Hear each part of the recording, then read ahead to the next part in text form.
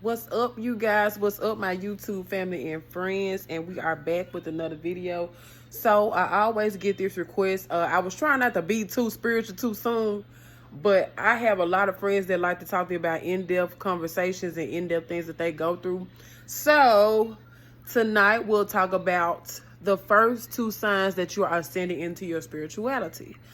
My experiences, everybody's spiritual enlightenment is totally different. So if this does not correlate to you or resonate with you in any way, then baby, just keep on pushing, going about your day. Okay, don't come over here trying to argue with me. But anyway, so step one, you start to gravitate more into what spirituality really is. So of course, like I said, my first experience when I first stepped into it, I think my relationship dealing with my karmic twin flame kind of brought me into spirituality, because I had never been through no shit like that, y'all. Like when I tell you the relationship I had with that Leo, I had never been through no shit like that. So it was like prayer beyond prayer took me to kind of tap into who I really was, to, you know what I'm saying, not have somebody in my life who was crossing boundaries, like knowing that it was certain shit that I wasn't supposed to deal with, but I was dealing with it anyway. And I didn't know how to put somebody in their place, you know, because I was in that fear of, okay, well, I don't want to lose this person if I say something. So I was kind of in that mode type shit. So first step, I started to gravitate more into crystals, healing energy, healing powers, things that I felt like could heal me in different type of ways. Because like I said, I was a church girl. I don't know if y'all listened in my previous videos, but most definitely a few of my videos kind of go back to my childhood to kind of where I am now. But I kind of tapped in again crystals. Like even when I first went into the store, it was like a different type of ambiance, like a different type of feeling that I got. And I just felt like that was it. Like that was home. Like when you get to a certain place where you feel like it's home, most definitely. So my first time was I started adapting more to crystals. I started adapting into chakra healing, figuring out the 7 chakras, figuring out, you know, where I was unbalanced at, the things that I needed to work on, like my root chakra. You know, it's a form of stability, being grounded, being able to face issues head on with thinking with a clear, conscious mind and thinking logically and not necessarily out of impulse. So most definitely, that did help me tap into a lot of things that I learned about myself. And when I got to that point, it was like, okay, it made sense, because a lot of the diseases that we have dealing with things only come from suppressed emotions that we weren't able to resolve head on. So the diseases that we end up getting, whether it be like migraines, headaches, chest pains, IBS, epilepsy, things like that, those are from things that you suppress. And like if you are the type of person that kind of, when things go wrong, you get nervous and you get that little, you know, that little nervous feeling in your stomach, that could create issues like ulcers, IBS, urinary tract infections, different things like that that we had no idea, because no one ever educated us or talked to us about that.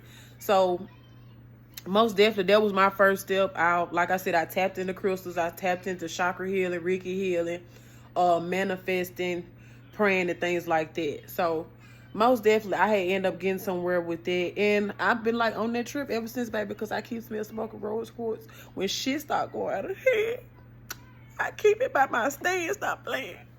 But yes, definitely start tapping into this. And don't let nobody misguide you or deter you from what your true calling is.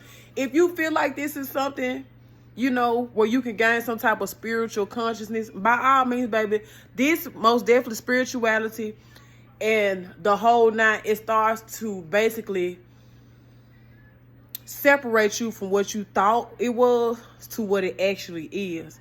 Like, people were calling me weird and things like that because I found the new meaning on life, but I feel so much better. Like, I don't care about nobody else's judgment. What's for you, baby, is for you, and what's for me, you can't take that away from me. So, yeah.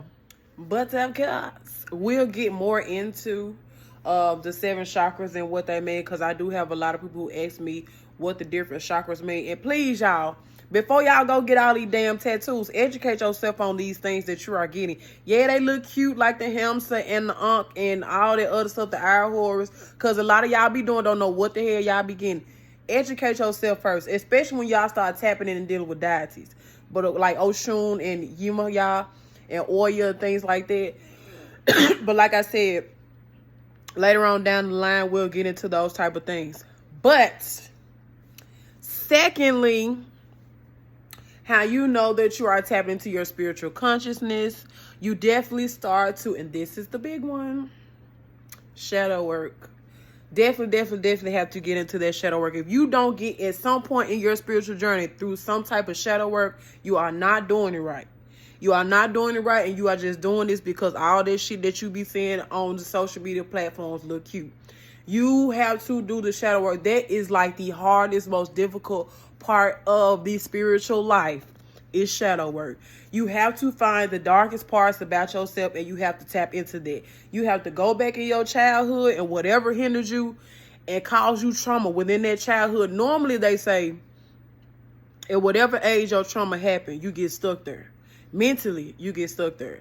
And for a while I didn't understand it. And to me, because I always suppressed my emotions, I always told myself that I was good and I just put on a poker face. I always felt like that was okay. But it was a lot of things that I didn't address when I was little that as I got older and people started to start pissing me off, and you start getting in the real world and you start really dealing with actual problems, you have to start setting boundaries with yourself. Like, you have to start understanding, like, okay, why the hell am I going through this? Why am I meeting these certain type of people in my life? Why am I constantly allowing myself to be put through certain things when I know better? And once you start realizing that, that's where the accountability parts come in. Because once you start taking accountability for the things that you do, can't nobody else put no blame on you. Like, can't nobody else call you out for the shit that you know that you are aware of or what you're doing. That's why I got to a point in my life where I'm honest with everybody. I'm honest, but at the same time, I'm polite with it as much as I need to be and respectfully as I know I should be. Because like I be telling people, it's nothing that you can't say about me that I ain't already admitted to myself. Like, it took me a long while to get to where I am now, to just be honest with myself so that way I can be honest with people. If you don't start to be honest with your damn self, you won't be able to be honest with anybody. And that's like some real shit. Like, people walk around too much thinking that some of the things that they do is okay. And we don't put ourselves in like a vice versa situation. We don't put ourselves in a damn what if that was me type of situation. And I feel like that's where a lot of people lack emotional awareness. And we're very emotionally insensitive to a lot of things because we don't look at ourselves to be like, okay, damn, that was a little fucked up, because if somebody had said that to me, you know, I'd be a little hot. So I just feel like once you get to a point where you start learning and understanding what shadow work really is, like, can't nobody tell you shit about you, boo. You done already faced them dog parts about yourself. So what more is there that you can say about me that I ain't already faced myself? Like, you can't put nothing in my face that I ain't already conquered. Like, all my demons, baby, I play with my demons now. You hear me? I play with all my demons now, because there's nothing that you can say about me that I haven't already addressed myself. So once you get to that point where you just not fight your demons, but you can walk with them, that's when you know you have conquered shadow work. But the crazy thing is about shadow work, it's never done. It's never done. It's like once you have got a hold of one section of your life, you got all the rest of the chapters that you dealt with. Like, you probably could have had some issues that you dealt with at 5 years old, and you done got over that leap in your life. But you had an incident when you was 10. So now you got to conquer that. It could have been an issue where you probably didn't get along with your mom in your 10 years. So you had to figure out why you probably can't keep female friends, or why you don't trust women. You probably have an issue with your dad when you was 15. So now you're probably this particular person who don't trust men. It's hard for you to date men. That may be a reason why you transition to date, you know, the same sex. Like, it's a lot of deep-rooted issues. Like, people don't just be like that for no reason. Sometimes it could be their environment. It could be the generational curses that they dealt with. It could be the friends, or, you know, the things that we ended up learning when we were little, we have to unlearn to relearn. So I think that's the hardest part, because we be so stuck in our ways because of the uncomfortability that we have to go through to get out of this normal routine of life that we've always learned when we was little. So I feel like once you get over that threshold, understand like, damn, it's a totally different perspective of life that I can do. You know what I'm saying? It's a totally different perspective of the way I can do things, the way I think about stuff. And I feel like once you get to that point, you are really becoming like a true, not even this, when I say an adult, I don't mean like financial ways or nothing like that, but I just mean in a different way of thinking. Like, you become more at ease with life. You understand life. It makes you, when you understand life, you understand people. Because that's when you get to a point where you have to understand, like, everybody ain't gonna think the same. It's not for you to make everybody think the same. The only thing that you can do is offer your perspective, and you can offer your opinion if it's respectable, and just be okay with it. Be okay with it. We don't, once you get tapped in and you get into more of your spirituality, you have to allow people to be who they are.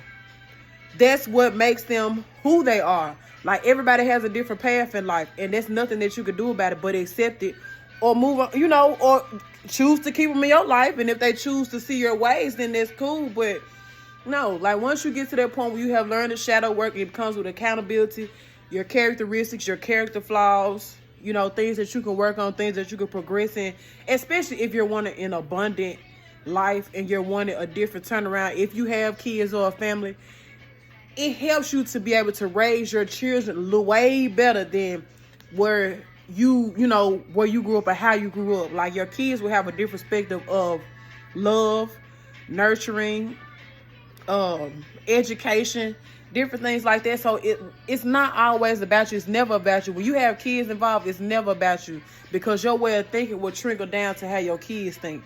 And the way that you treat your kids and how you love on your kids, it grows into their adult life. So, y'all see the batch of people we got out here in the dating scene, baby. I don't think we want that. So, when you know better, you do better.